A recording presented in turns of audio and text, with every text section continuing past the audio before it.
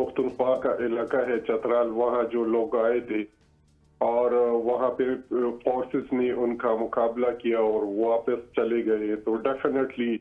وہ افغانستان ہی میں ہے۔ اور پھر خبر آئی ہے،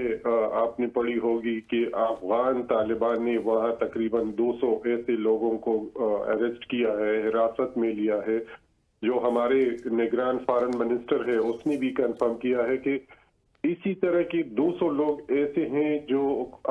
پاکستان میں جو ملیٹنٹ ہے، اب طالبان ہیں، ان کو سپورٹ کر رہے ہیں۔ تو اس کا واضح مطلب یہ ہے۔ پھر ریسنٹلی جو بلوچستان میں ہوا ہے، سرحد پہ جو ہمارے فورسز کے ساتھ مقابلے میں، اور ان کو بعض کو اریسٹ بھی کیا ہے، تو یہ تو ظاہر ہے کہ اب وہاں سے ان کو سپورٹ، لاجسٹک سپورٹ مل رہی ہے۔ پھر جو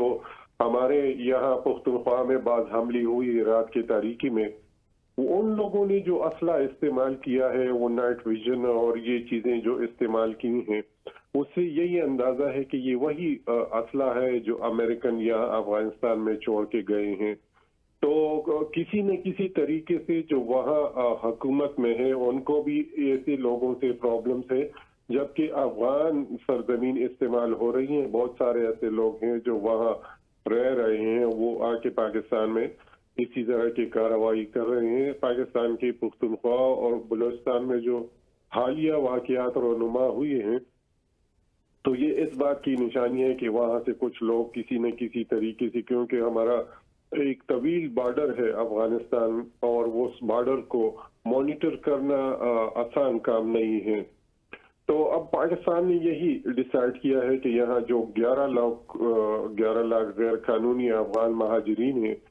ان کو نکالا جائے اور ان کے خلاف آپریشن کیا جائے۔ تو اس میں